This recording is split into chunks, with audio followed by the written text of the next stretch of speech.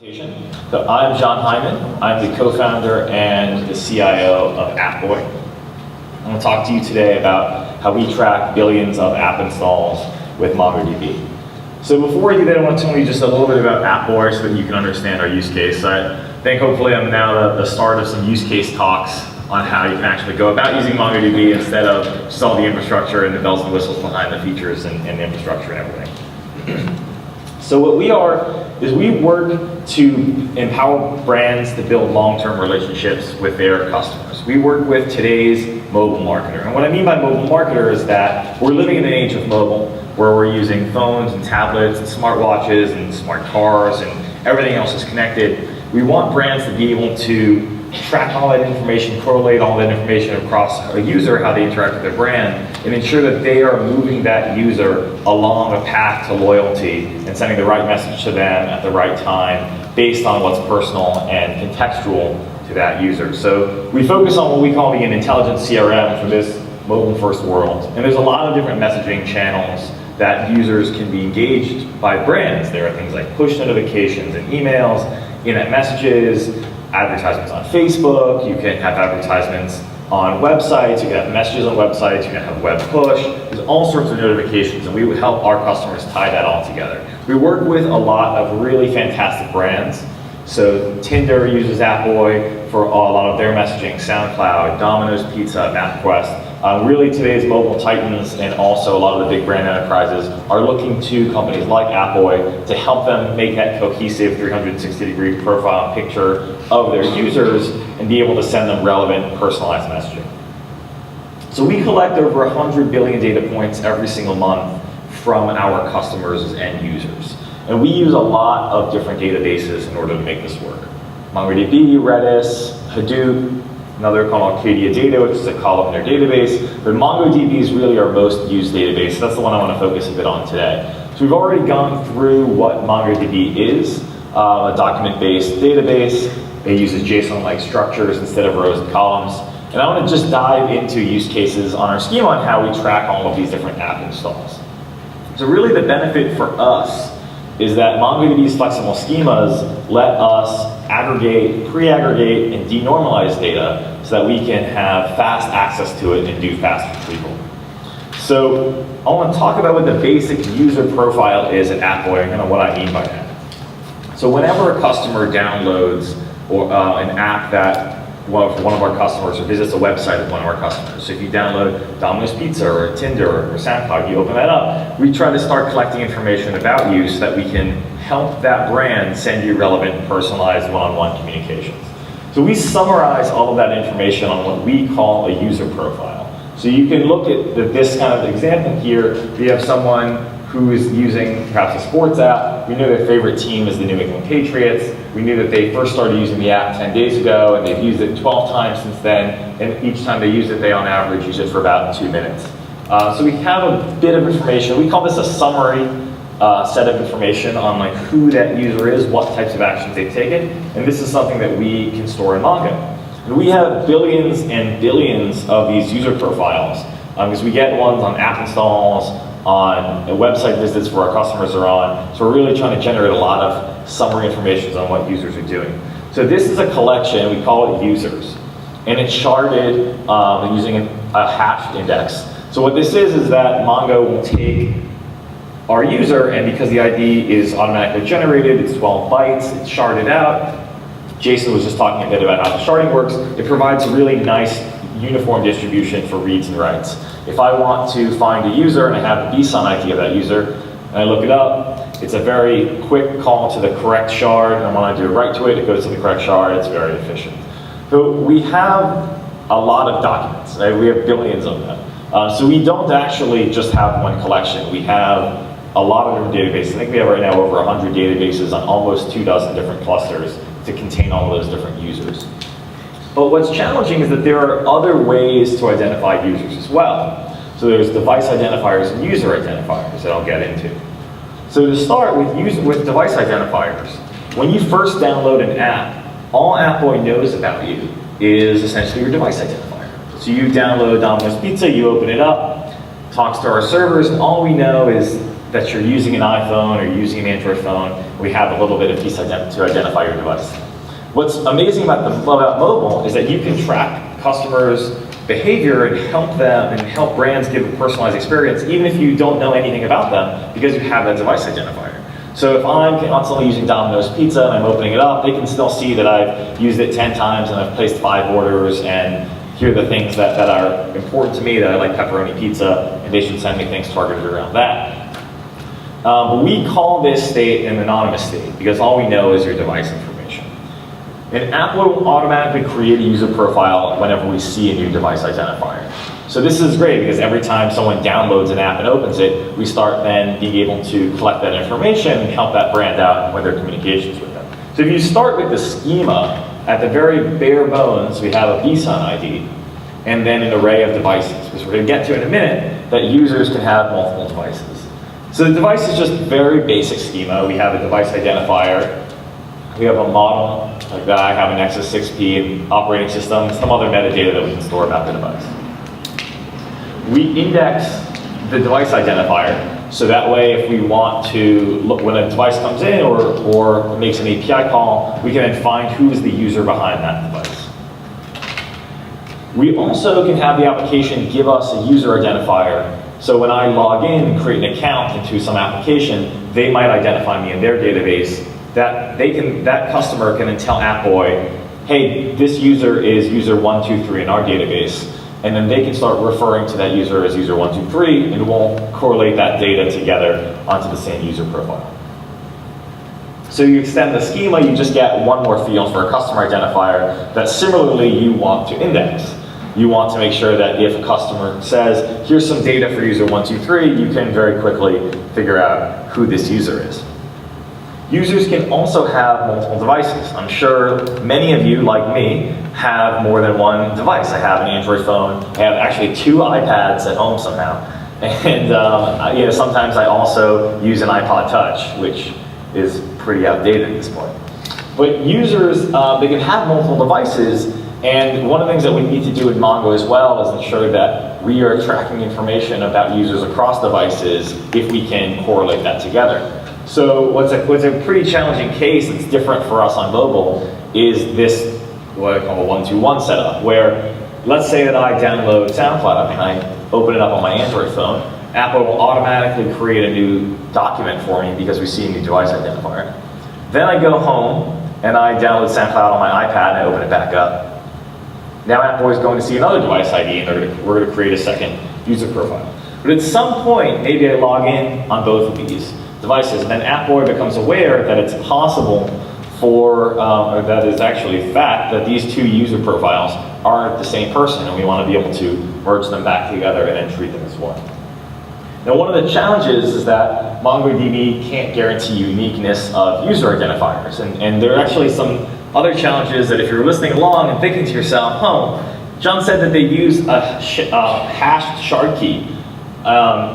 And then maybe you go back to some of these things. You look at like this schema here. I've got an index on device ID, an index on customer identifier. As I said, that when a device comes on or sends us API data, we want to figure out who that user is. When a customer refers to user 123, we want to know who that is. But I'm sharded on _ID hashed, which means that doing any of those queries, even though they're indexed, is a scatter gap, which is not going to be very performant when you're trying to grow a company like we are, working with the biggest and best brands in the industry. So the shard key actually can work against us. It can work against us from that perspective, one, of these other identifiers now become scatter gatherers, and that's challenging. And then the second bit is, in terms of guaranteeing uniqueness, we also have another challenge in our hands. And what I mean by that is, if a customer says, this is user 123, I want to make sure that that app only has one user with an ID of 123. I want to enforce uniqueness on that identifier, but I can't because it's not part of my shard key. And so you kind of have to be clever here. And we do a number of different techniques in order to do that. The first, which should be the most obvious to any application developer, is to employ caching. So we have huge caches, tens of gigabytes, maybe it's like hundreds of gigabytes at this point, of device IDs, the user IDs, customer identifiers, the vSign IDs, just so that way when that sort of information comes in, we can get an optimal shard key and be able to read and write directly to Mongo by the vSign ID. And then in terms of these uniqueness constraints, we use other databases. So I actually just did a talk at Percona Live in San Francisco about a month and a half ago, focusing on how we use Redis to complement Mongo for some situations like enforcing global uniqueness across a sharded collection. What we do is we use global locks, so we can create locks on a per user basis, on a device basis, and ensure that everything that we perform, every action we take inside that ensures uniqueness, that we don't end up with 2 users that are 1, 2, 3. There are other similar challenges in this sort of vein. Users can have multiple devices. Multiple devices can also have multiple users. And so we have to make sure that we think about who is an active user on the device, who is not an active user on the device. For example, on my iPad, I have Trivia Crack, which is another Appboy customer, extremely great trivia game. And my wife also plays it as well. So our iPad has my user profile and her user profile. And when she is logged in as her, she shouldn't get messages that were intended for me. And when I log her out and I log in and start playing the game, I shouldn't get messages that are intended to be targeted for her. And so Appboy has to handle all of those things inside Mongo. And there's a great way that we can do that by complementing it with other technologies such as Redis. When we start thinking about needing to take actions on a particular device, we can do a lock and then take further action there. So I want to move on a bit from this and keep extending the schema and talk a bit about what makes Mongo so helpful is its flexible schema. So customers can add their own custom attributes to users. We saw earlier in my example that we listed a customer's favorite player and other things. Our customers are free to add whatever types of attributes they want.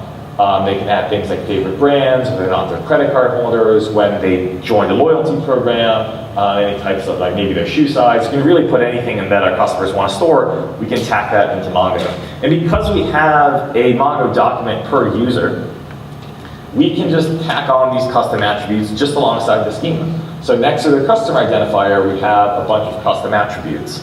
We have their shoe size, so we have a date of when they became a member. And this is really helpful because if a customer then wants to look at every user who has a shoe size greater than 10, we can just make a simple query.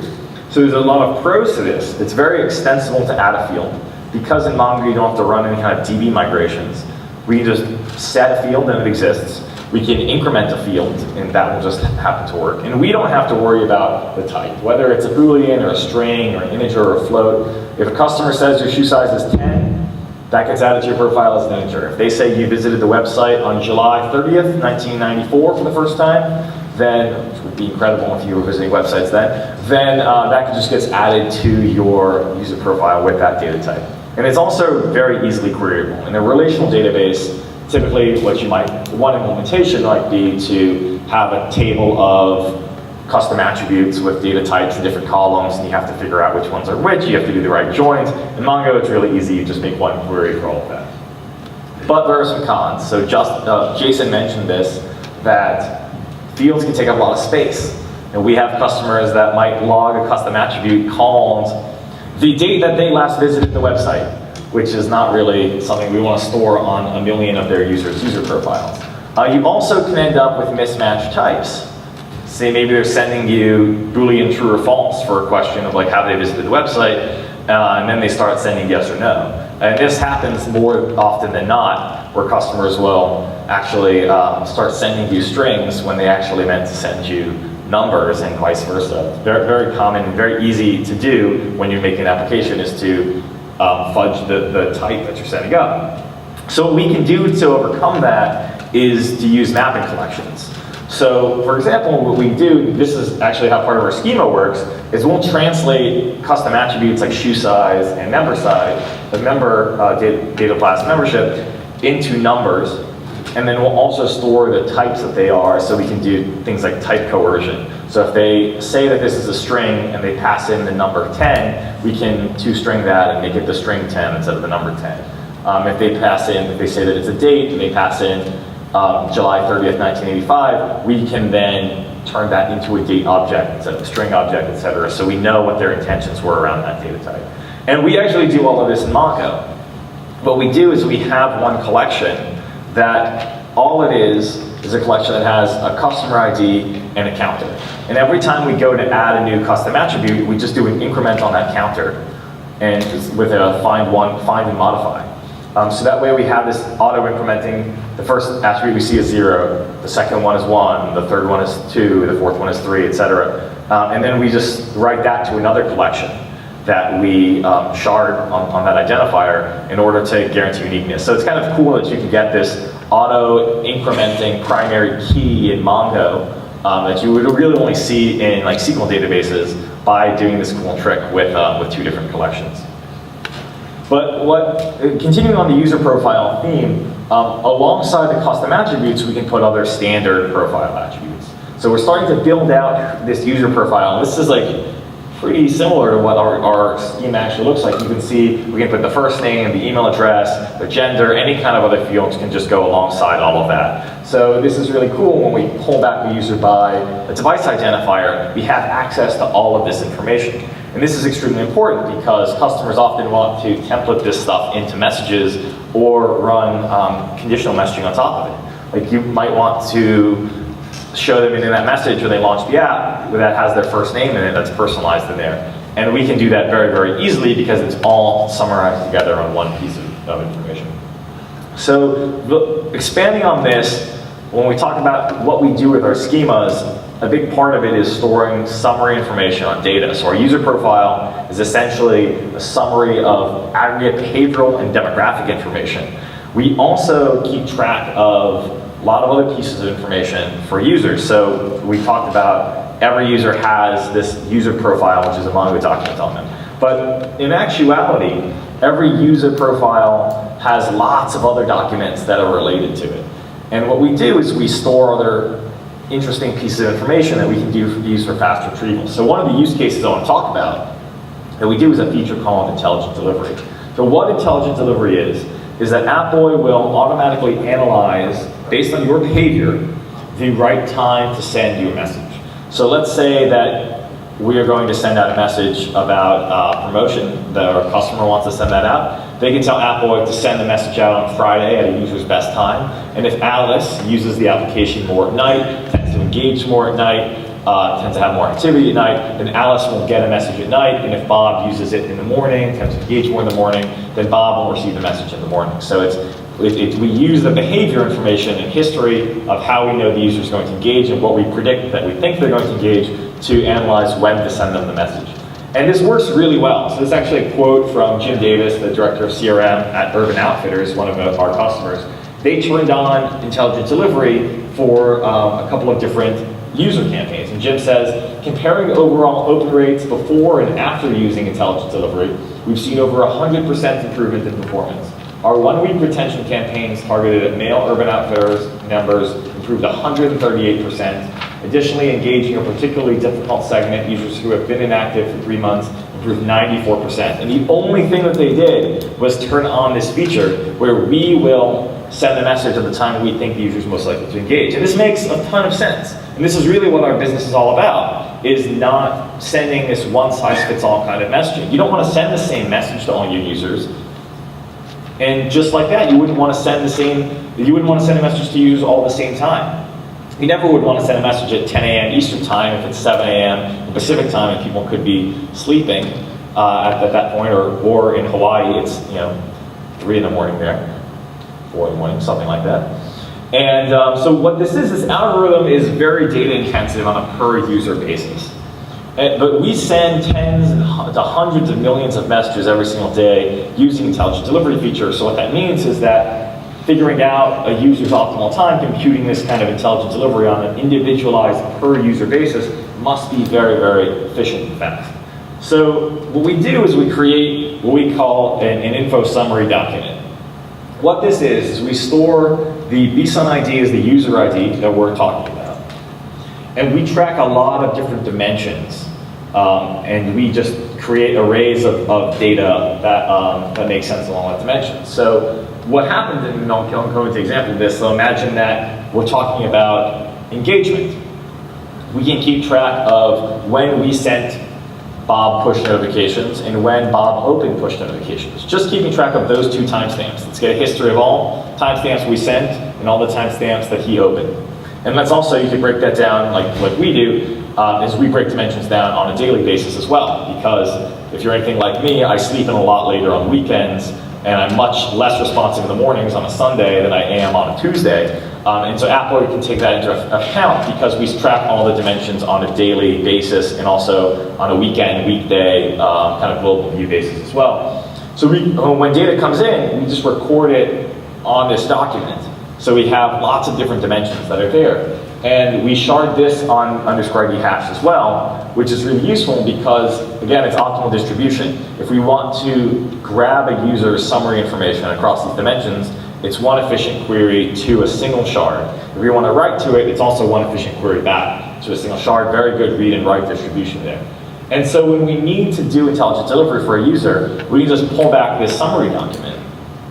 And we have all the information there. It's not like we had to scan through billions of rows of a SQL database or a relational database or use Hadoop in order to figure it out. We can pull back tons of data about how Bob has engaged with emails, push, using the app, how, when they clicked on certain things, try to feed that into our algorithm to predict when we think the best time is to send messages to Bob. And what's cool is that because MongoDB schemas are very flexible, if we add dimensions, which we often do as we have new pieces of things to learn about users, it's very trivial. We just start collecting new pieces of information, and voila, they're on the document. We don't have to do a giant migration or anything else like that. So this ends up being extremely fast. And we do this concept in a lot of different ways. So we apply it to things like intelligent delivery. We apply it to other complex user segmentation. So if you want to do something like, let's send messages to users who have beaten more than 5 levels of this game in the last 7 days. We can store summary information around that to be able to query information from documents that contain information on when did a user beat a level, and we can evaluate very complex user segments, very complex audience rules in a very, very efficient manner because we're using MongoDB. So the thing that I'm just going to end on, really at a high level, is that consolidating data for fast retrieval is a huge win. We're doing this with billions of user profiles at Appboy, and it's MongoDB's flexible schemas that make it so easy and powerful for us to do that. So thank you very much. If you have any questions, I think I have a couple minutes left. Yeah? So companies now are interacting with messaging also, maybe not just having a user launch an app. So you're aware of that also? So the question was saying that it was an observation of that customers are engaging more with messaging and not just apps, and if we're aware of that. So the answer to the question, absolutely. We've actually been following the OTT, the over-the-top messaging apps, for a long time, as they have really done a number in Asia. Now they're coming over to the US, where we're starting to focus. We're trying to see some of the similar things there as well, with a lot of help bots through Facebook Messenger, it's in through Kik, etc. So we are very much focused on that. We actually have some customers who are working on their own chat bots with Facebook, and we have hooks and integration into that as well. So I think we are pushing out, if not in the next week or so, certainly by the end of the summer, our guide to all sorts of uses for Facebook Messenger with Appboy. Yeah. So it's really just not just website, not just app, but messaging. Yeah, so exactly. So when I think about being a mobile-first marketer today, I don't mean necessarily just like you have an app. Yeah. We try to think about it as like, what is the world that mobile has allowed us to be in? And it's web, it's phones, it's Facebook Messenger, it's interacting with your tvOS, with your watch, probably soon your refrigerator and toaster and coffee maker and everything else. So I mean, really, it's this whole complete web of different marketing channels that we want to then be able to collect data on. And so with Facebook Messenger, it's one of those things where we want to be able to get information back from Facebook. Because what we can do right now, and we just had an intern do this as a project this month, was use Appboy to start sending transactional messages through Facebook Messenger. So Facebook Messenger actually doesn't allow you at the moment to send promotional things. So, for example, They do not. So you couldn't use Facebook Messenger to send out something like, by the way, $10 off a $50 purchase today. You can't do that. But transactional things, here's a receipt for your for your pickup, the thing is on the way, thank you, would you like to take a survey for the experience you just had? You can do all of those. And so we have that integration into Appboy. But what's going to be the most powerful is when we start collecting the interactions back from Facebook, and we can use that as input to who you are, what types of engagements you like to have, and we can use that to personalize all your messaging. Messaging is sent by groups. For example, use case, for example, two groups, like that art club and music club, and you actually transition the apps to different messaging to different groups. So the question was around if Appboy can help send messaging to different groups of users. Yeah. So the answer is absolutely. And it's really kind of what we want to have our customers think about is if they want to send a large scale communication, let's say that they want to send out a sale, it would behoove them to segment their audience based on what things will interest them. So if you're, so like another one of our customers is Etsy. And the things that I look for on Etsy are a lot different than things that my wife looks for on Etsy. So when they're sending messages, they can take into consideration gender, they can take into consideration past purchase history or things that they've looked at. And you can kind of expand that out to extrapolate that. If you're a member of a group or any kind of attribute data, Appboy will allow you to target or send different messages based on that.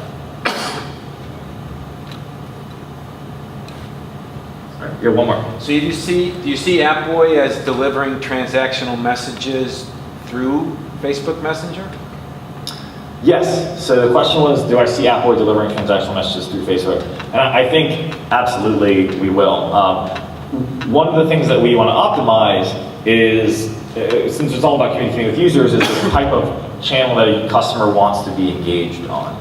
And so if I have Facebook Messenger and I'm interacting with your chatbot or I have you as a brand that I'm interested in, why are you sending me an email? Why are you sending me a push notification about someone just liked my photo or something? Just send it through Facebook Messenger, and that's how I want to engage with the brand. And so we want to enable that sort of personalization because it's just coming and it's expected.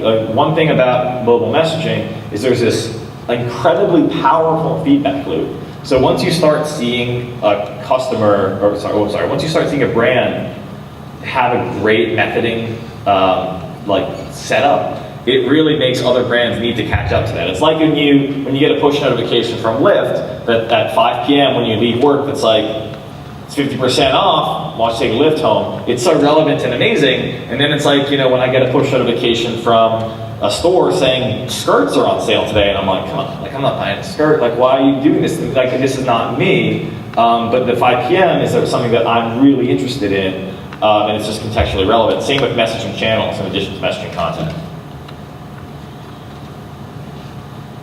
All right, thank you very much, everyone.